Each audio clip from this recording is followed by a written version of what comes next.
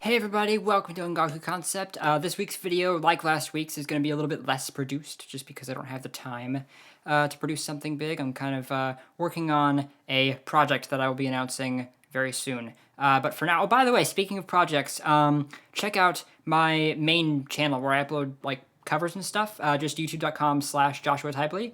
I put up a little contest thing called the No Shred Challenge, where basically the idea is I wrote a backing track, and the idea is to play over that without shredding. So basically, without playing fast, limit yourself to kind of slower rhythmic patterns.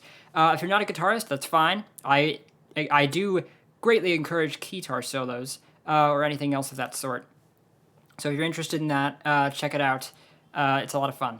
So, on to today's video.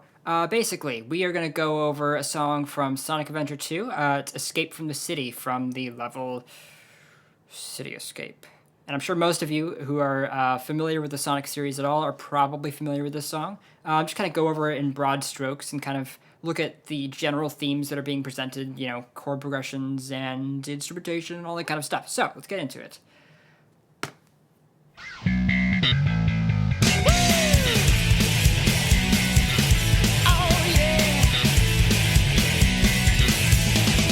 Okay, so, punk rock, that was the sound of Sonic in the late 90s, right? It's a very simple instrumentation. We have bass, drum set, 2 rhythm guitars panned to the left and right. By the way, the left guitar is playing an octave lower than the right guitar. I'm not sure why. It just, for some reason, I tend to find that left panned stuff tends to be lower in pitch. Maybe it's because of the way like pianos are panned, but orchestras do it the other way, so who knows. And harmonically, we have very basic chord progressions. I'm just implied by power chords. We're in the key of B. It goes B, A, and E. Do do do do do do do. So you might think, okay, B, A, and E, aren't we in the key of E? Because like those chords all exist within the key of E. The A is out of the key if we're talking about B. Well, no, it's in the key of B because the tonal center is on B.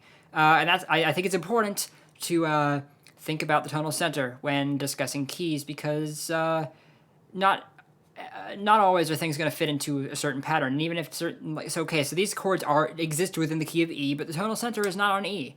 That's not the home note. And so, how is the home note being implied? Is it because the first chord is B? Maybe. I think it really helps that the vocals, the do, that part right there, E, D sharp, resolved on the third of the B chord, just to kind of reinforce the fact that was the tonic, I think. And if nothing else, it's confirmed once the verse starts. So. Rolling around at the speed of sound, got places to go, gotta follow my rainbow. So, basic chord progression. We have B, G sharp minor, E, and F sharp, basically. It goes do, do, do, E, G sharp, F sharp. But it's very quick. Basically, it's a 1, 6, 4, 5 progression in B. This is very, very common in this kind of style. June's very influenced by Western music, so this sort of like progression fits very well for the punk rock vibe. I also do like how the energy is decreased for your energy really ought to be decreased for verses, so you can save it for like the chorus and stuff. But you notice, so like the intro was really intense. We had really loud, drums, and we had the 2 guitars playing all these power chords. But then we get to the verse.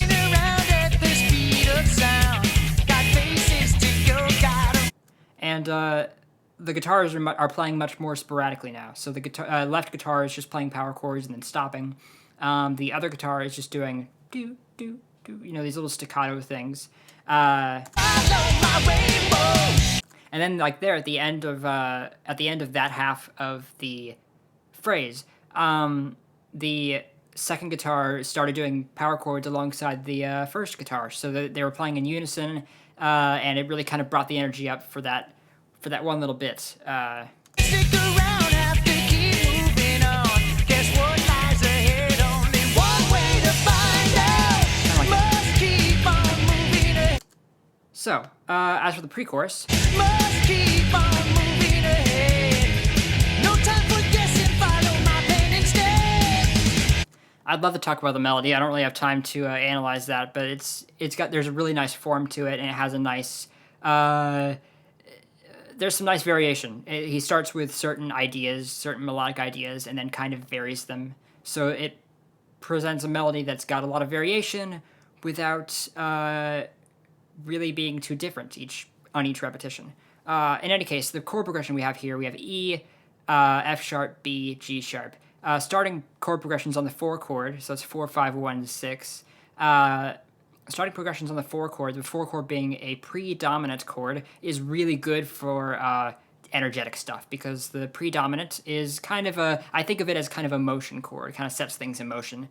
So I think it's really nice for like a pre-chorus like this. Trusting in what you can see. Take my lead, I'll set you free.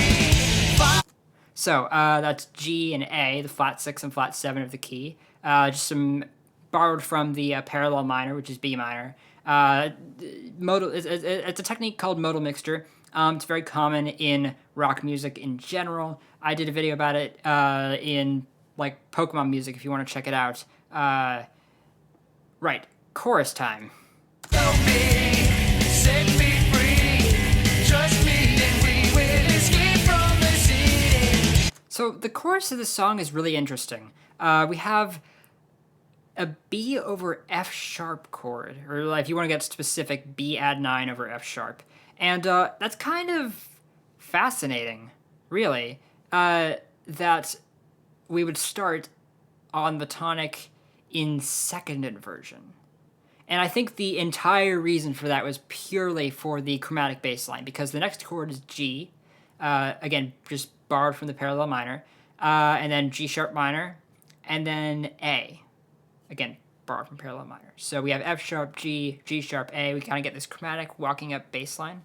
It's kind of interesting to start on the tonic in second inversion. That's not really very common. Usually if you see a tonic chord in second inversion, it's usually at like the end of a thing for like in preparation for a cadence of some kind. So it's interesting to start on that. Maybe because the chord is a bit unstable. So maybe you could say that it started that way because, I mean, why would you want to start a chorus off on a stable note? You need some energy, right? And energy comes from instability. Sort of, I guess you could say. Let's continue. I'll make it through. Follow me. So we have E, and then instead of going to like F sharp to 5 1, we get G and A. So just that modal mixture there, flat 6, flat 7, back to 1. I do really, really like the way the whole band kind of stops and really 1 2 1 2 3 4 1 2 3 4 1 do do do do. I really like that. Just really accents that chord. I think June has a little bit of a jazz fusion influence that kind of cropped up in a lot of the Sonic Adventure 2 stuff, because he does this kind of thing a lot throughout the soundtrack. This sort of like syncopation with like the entire band. The whole band stops for like a beat. It's really cool. Set me free. Trust me and we will escape from the city. I'll make it through, prove it to you. Follow me. So another thing to notice again about the arrangement, the guitars. So the guitar on the left side is doing just power chords. The guitar on the right side is doing these more like these things with 2-note chord stuff, just kind of embellishing what's already going on down lower. So that just kind of highlights the transition kind of going on.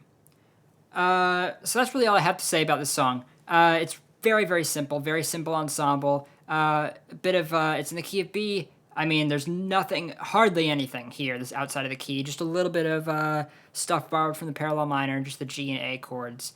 But it's got a really... It's simple, but I think it's really, really effective. So, I don't really have time to make a lot of other observations. I'd love to go more in depth with this song. But if you have any questions or comments or observations of your own, please let me know in the comments. And check out that no shred challenge that I mentioned earlier. Thanks again for watching. I'll see you guys next week.